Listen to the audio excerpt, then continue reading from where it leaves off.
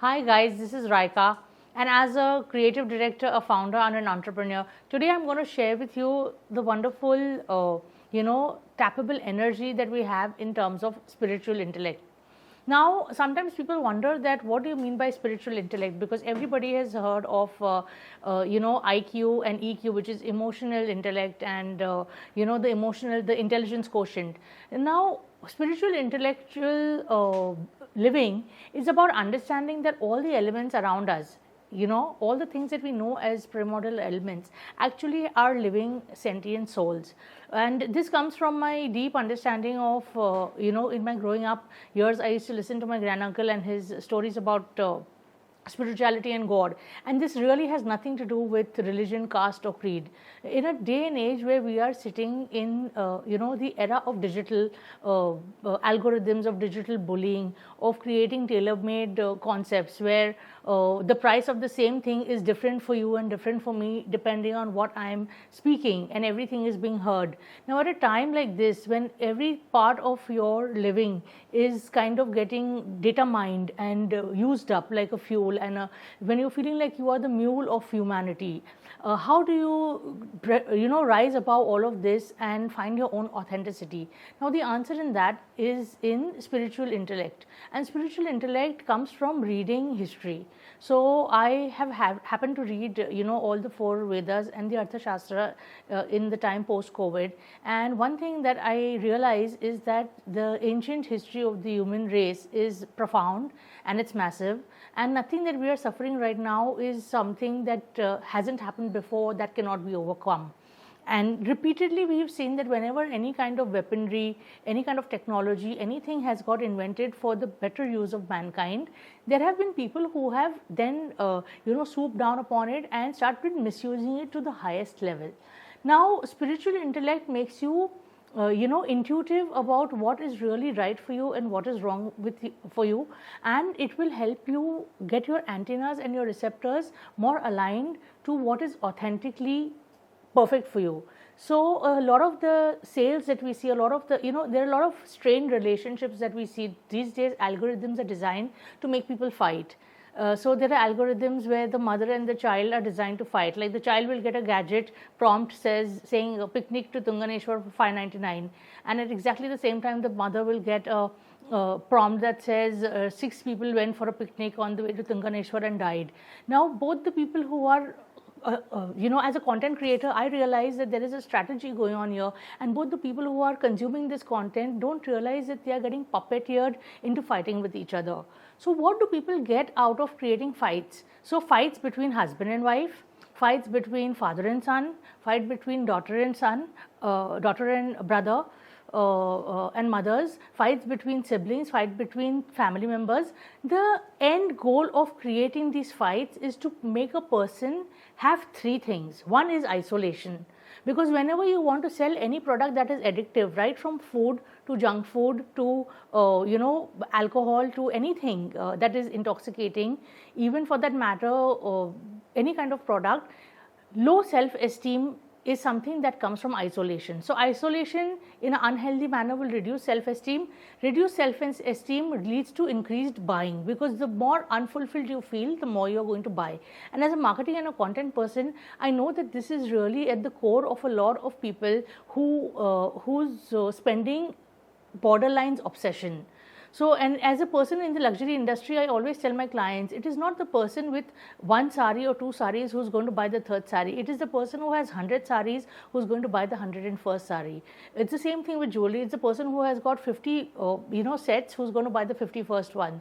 And while if your buying power is good enough, you have the right to spend your money the way you want, and obviously that is what good fashion and healthy living is about, and a democratic society is about. At the same time, there is a certain amount of pressure created by some miscreants to force people to feel inadequate and hence take actions and buy things. We also have seen a huge number of cases where people are taking their life because of their followers and likes.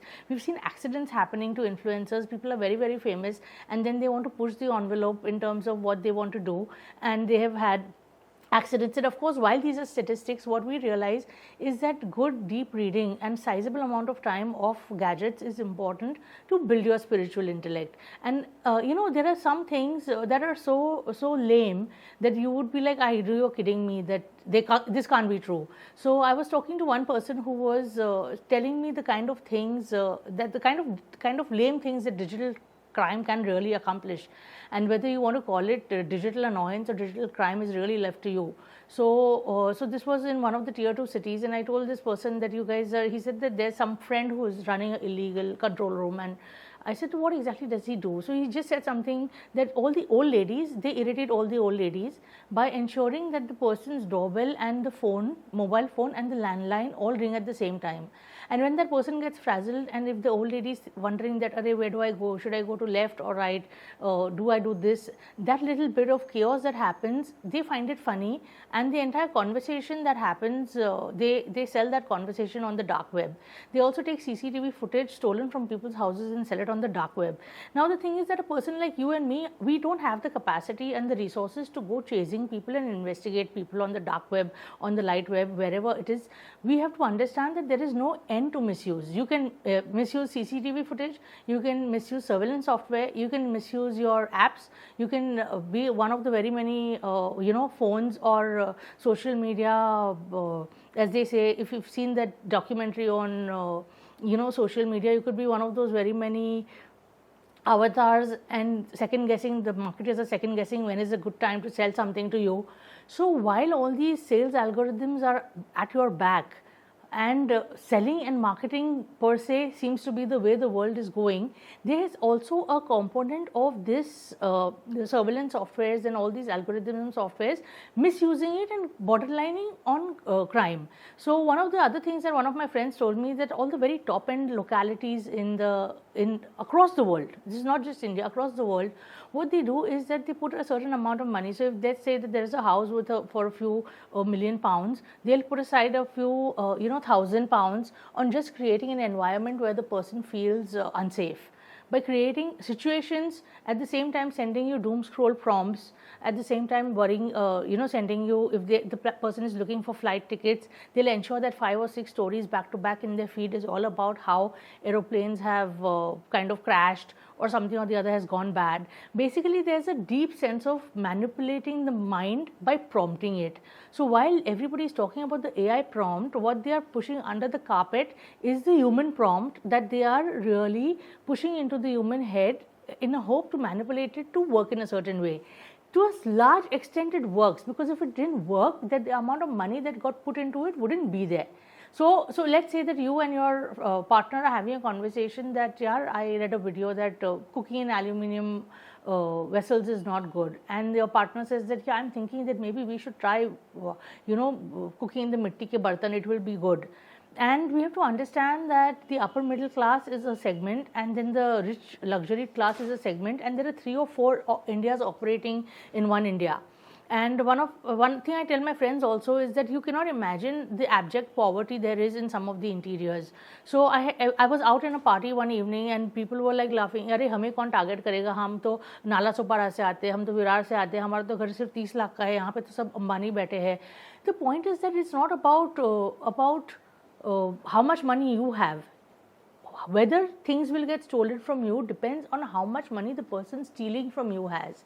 So if the person stealing from you doesn't even have is earning 10,000 rupees a month, let's say that he is a person doing unorganized labor, okay, and he's getting 10,000 rupees, and his friend is getting 10,000 rupees, and his friend is getting 10,000 rupees, and one of them meets somebody who runs one of these digital criminal control rooms, which is of course not very expensive to manage and have. They could be just mushroomed in any corner anywhere right under your nose.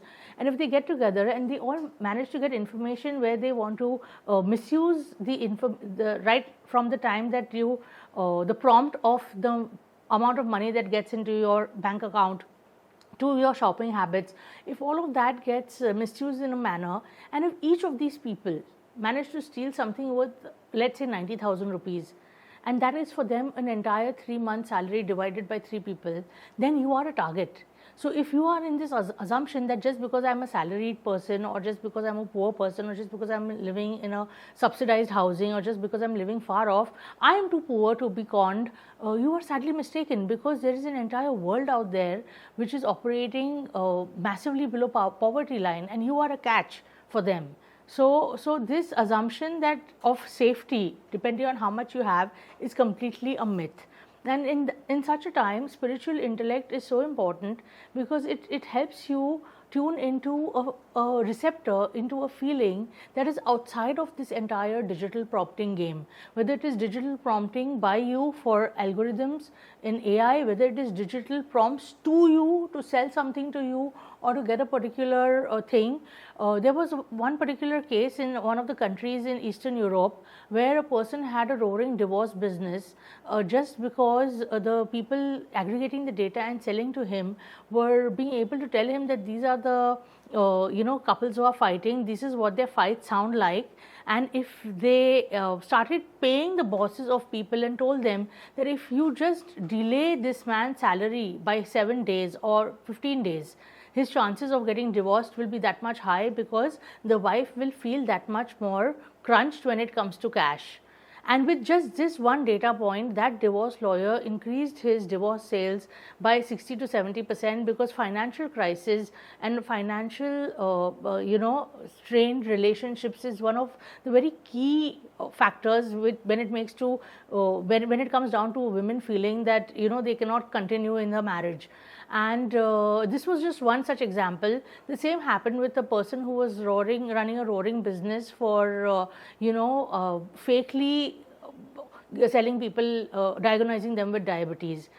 They had an algorithm which said that if you find a couple where one partner is worried about some ailment, let's say the partner is worried about diabetes, and in this case they found that if they kept on telling the wife that after 40, if your husband has a tummy, his chances of diabetes is high, and if they went on sending 3 prompts a day of this kind of information to the wife, then the chances of her pushing her husband for a diabetes test increased by 200%. And when that happened, whether the guy had diabetes or not, they would kind of catch him. And this was basically a healthcare scam that was happening in that country in Eastern Europe. So very, very evolved, digital software is being used. The conversation between the husband and wife being tapped, and the wife being repeatedly given signs, and they would take all the signs. They would say balding is a sign, could be a sign of, and they will not say is, they will say could be. Balding may be a sign of diabetes after 50. A bloated tummy may be a sign of diabetes after 40. Loud and smelly flatulence, is your partner suffering from that? Could be a sign of diabetes. Then they would give one more prompt. Over 42% of people in this age group suffer from diabetes, and they went on and on and on doing that. Another place where they did this successfully was some parts of South America, where someone was doing a case study on peddling the concept of mental health. So perfectly normal seeming things to people, if they found from the data mining and all this data that we speak about that was getting mined, and if they found that 2 people are having a conversation, of one of them is even slightly scared of let's say an earthquake, then the chances of everybody who's selling a real estate flat to that person would be told that the first thing that you should put in your brochure is that the building is earthquake resistant. So while tailoring your communication to your buyer is not wrong, and that is really the ethos of communication and marketing, it borderlines on being unscrupulous, or it borderlines on being absolutely criminal in terms of its manipulation. Now, spiritual intelligence, and especially now, if you, in this light of this particular situation, if you go back and you see some of the intellect written in the old scriptures, irrespective of which religion or community you belong to, if you pick up any of the old teachings, ancient teachings, the concept of only having good thoughts, only having good words, in this case I am talking about myself being a Zoroastrian, so good thoughts, good words, good deeds is a very core teaching. But at the same time, I do not know any community or religion that is asking anyone to have bad thoughts, bad words, or bad deeds. So I can say, I'm sure that there is an equivalent of good thoughts, good words, good deeds in various other religions, whether it is Hindu, it is Islam, it is Buddhism, it is Christianity, or it is Sikhism. All of them more or less talk about taking the mind to a higher place, being aligned with the supreme power. And it brings us to the point on how important this seemingly one-sided relationship of prayer really is. Because at the end of the day, when you're taking the trouble to say your prayers, and when you're taking the trouble to take yourself to that spiritual plane, you are managing to make your mind rise above all the manipulation that is assaulting it. And in that, you get help for a lot of the relationships that you are really struggling with. That is what I want to cover in my video today. We've heard, as I said, we've heard of people having this entire software open in front of them, where they literally have divided all the people in a particular geography depending on how much money they have in their bank accounts. And the data mining is so lame that literally there was one person telling me that in his particular gaon or zilla or district, there was a fruit vendor and a kirana wala who used to go to collect his monthly amounts depending exactly on who got their salary at what time. There was also one very senior person I spoke to once who said that he had made it a point to tell his accounts person that he had come to know of these data mining farms, keeping an eye on everybody's account details. And I'm not saying that whether linking the Aadhaar card was right or whether it was wrong or what it was. Linking the Aadhaar card definitely made digital crime easier because it gave all the money that you possess all available to people in one place. But at the same time, what really has happened is that, as one of the people was saying, is that one particular boss decided to put an end to the frustration that his workers used to face, because he realized that people had started planning their cricket matches, whether it was at a local level or national level, I don't know, but people had started planning matches in and around certain days where people were more likely to spend. So, just before the Diwali bonus or just after the salary. And this one particular elder gentleman who was running a family-owned business, he told his accounts department that now that I know that this is what the plan is, that they will make somebody win, and when they win, they'll give a lot of prompts to celebrate. And in a fury of excitement, in a fervor of excitement, a person who's earning something as less as 35,000 or 65,000 might end up spending 10-15,000 on drinks and tikkas, etc., because he wants to celebrate with his friends. So what this person started doing is he started telling his accounts department that you are going to give the salary only after these matches are over. Because if that guy has just got his salary and the result of the local match is such that people are going to overspend on burgers, fries, beer and tequila, what we are going to do is that we are not going to give the salary, we are going to hold it, we are going to let the entire chaos of the weekend get over, and then the salary is going to get credited on Monday or Tuesday. Because that way the stability of the person in his family life becomes much better and he ends up achieving more. So at a very personal level, a lot of CEOs and MDs and senior management people had started saving their own employees from this complete madness of having the bot poke his nose right into your bank account, into your sex life, into your bedroom, into your relationship with your parents, into your plans to expand, grow, have hobbies, travel, etc., etc.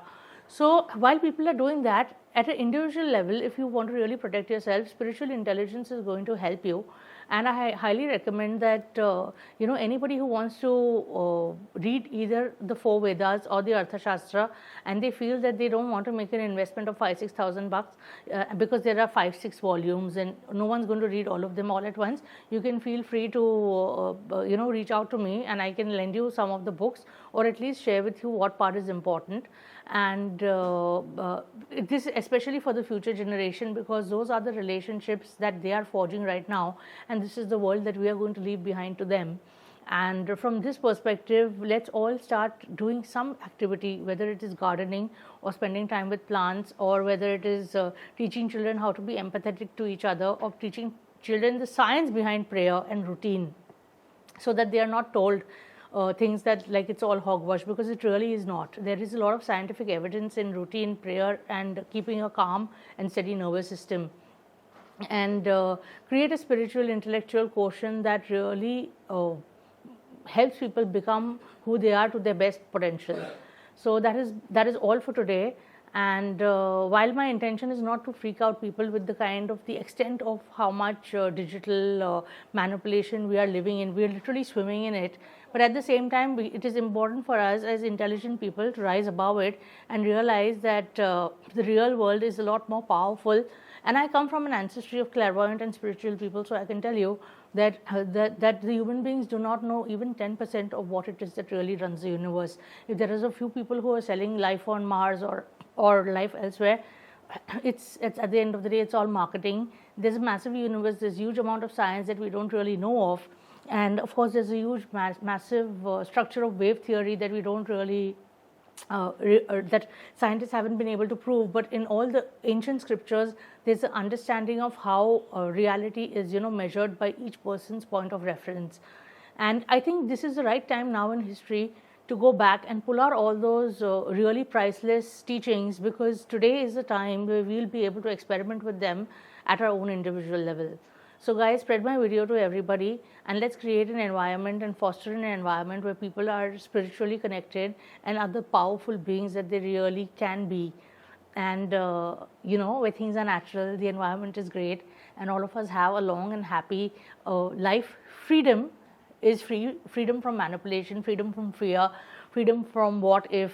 And I think that is the freedom that we all have, and we are going to have it for a long time, because at the end of the day, the human mind is way more superior than anything that has been made from by a machine. And that is the power that we want our children and our next generation to tap in. Thank you guys for watching, if you watched till now. And I don't know if I'm going to make more of these, so I'm not going to really recommend anybody subscribe, etc., because it's really up to you. We are not peddling anything here, but let's be mindful in how we work, and let's get a certain component of spirituality, prayer and good in our lives. Thank you.